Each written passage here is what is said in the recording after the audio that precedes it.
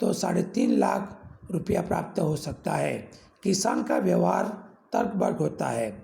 लाभ की दृष्टि से किसान गेहूं के उत्पादन का त्याग करके चावल का उत्पादन करेगा, क्योंकि चावल के उत्पादन में उसको अधिक लाभ मिलता है। किसान चावल का उत्पादन करके 3.5 लाख रुपये प्राप्त करेगा, जबकि गेहूं के उत्पादन में सिर्फ उसको 2 लाख ही रुपया त्याग करना पड़ता है। यहाँ पर त्याग किए गए 2 लाख रुपये के गेहूं का उत्पादन 3.5 लाख रुपये के चावल का वैकल्पिक खर्च है। वैकल्पिक खर्च की कठिनाइयाँ, तो यहाँ पर वैकल्पिक खर्च की 2 कठिनाइयाँ हैं। एक एकोपयोगी साधन और दूसरी है विशिष्ट उपयोगिता वाले साधन। यहाँ पर एकोपयोगी साधन में वैकल्पिक खर्च जो है उसको मापने की कठिनाइयाँ या मुश्किलें पड़ती है या मुश्किलें उसकी देखी जाती है। एकोपयोगी साधन उत्पादन के किसी साधन का एक और मात्र एक ही उपयोग हो तो उसका वैकल्पिक खर्च ज्ञात नहीं किया जा सकता है। उदाहरण स्वरूप, घास के ऐसे मैदान जहां घास के अलावा कुछ भी उगाया नहीं जा सकता है। ऐसा ही बेरोजगार व्यक्ति के विषय में होता है। उनके पास कोई दूसरा काम नहीं होता, इसलिए उनका वैकल्पिक खर्च कैसे गिना जाएगा, यहाँ पर ये मुश्किलें देखने को मिलती है। इसलिए यहाँ पर उसके वैकल्पिक खर्च को मापा नहीं जाता, क्योंकि उसका दूसरा जो विकल्प होता तो हम कह सकते कि वही उसका वैकल्पिक खर्च है, मगर यहाँ पर जो साधन है वही सिर्फ एक ही उपयोगी साधन है, उसका एक ही उपयोग होता है। इसीलिए दूसरी कठिनाइयाँ है विशिष्ट उपयोगिता वाले साधन। यदि उत्पादन के साधन विशिष्ट प्रकार के होते हैं तो यह ख्याल उपयोगी है। ऐसे विशिष्ट उपयोगिता वाले साधनों का मुआवजा उनके वैकल्पिक खर्च के आधार पर नहीं बल्कि साधनों की मांग के आधार पर निर्धारित होता है। उदाहरण स्वरूप, कंप्यूटर का विशिष्ट ज्ञान रखने वाला जो शिक्षक होता है वो सिर्फ कंप्यूटर का ही ज्ञान उसके पास है या रखेगा। उसको यदि दूसरा ज्ञान देने का कहा जाए तो वो नहीं दे सकता। अणुशक्ति का ज्ञान रखने वाले वैज्ञानिक जो है वो सिर्फ उसका ही ज्ञान रखते हैं। तो यहाँ पर भी ऐसे विशिष्ट उपयोगिता वाले जो साधन हैं सिर्फ एक ही विषय का ज्ञान रखते हैं, तो उसका वैकल्पिक जो खर्च है या उसका दूसरा कोई विकल्प नहीं होता, इसीलिए उसका वैकल्पिक खर्च किसको गिना जाएगा, यहाँ पर ये मुश्किलें देखने को मिलती है। और तीसरा प्रकार है मुद्राकीय खर्च। यहाँ पर मुद्राकीय खर्च जो है उसको सिर्फ मुद्रा में दर्शाया जाता है।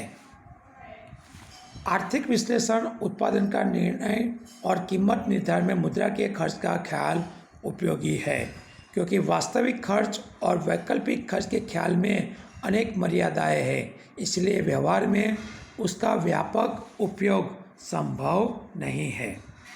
उत्पादन खर्च को मुद्रा में दर्शाया जाता है, इसलिए मुद्राकीय खर्च का ख्याल उपयोगी है। महत्तम लाभ का उद्देश्य रखने वाला उत्पादक कम खर्च पर उत्पादन करके उस वस्तु के विक्रय में से प्राप्त आय को महत्तम करने का प्रयास करता है।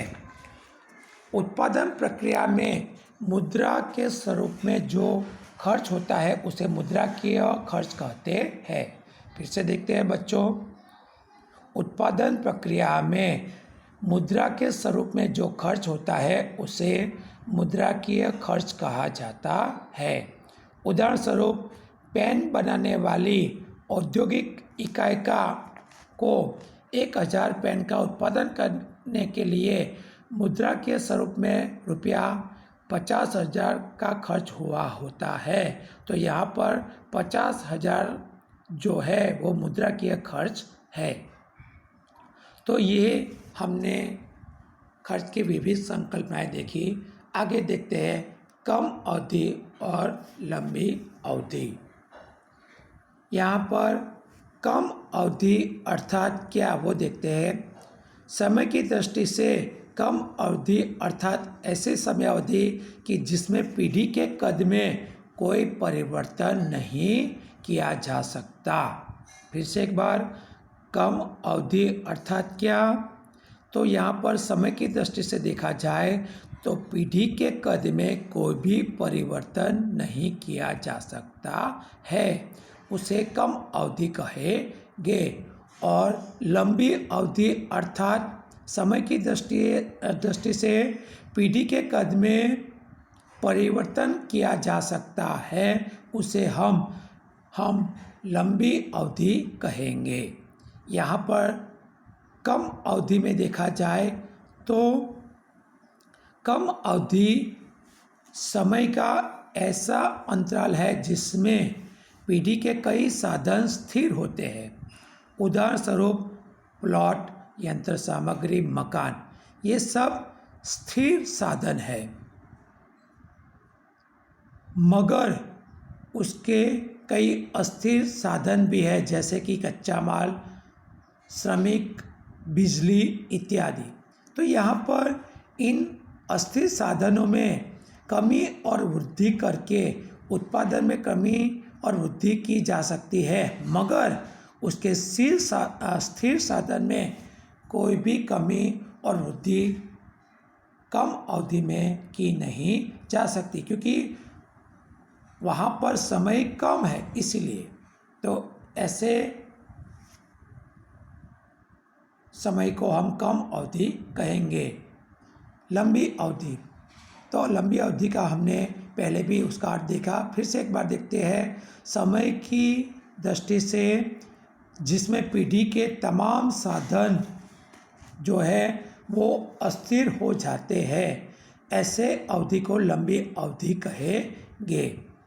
अर्थात उन साधनों में जड़ मूल से परिवर्तन संभव है, जैसे कि स्थिर साधन जो है प्लॉट, यंत्र सामग्री, तो इसमें भी हम परिवर्तन लंबी अवधि में कर सकते हैं।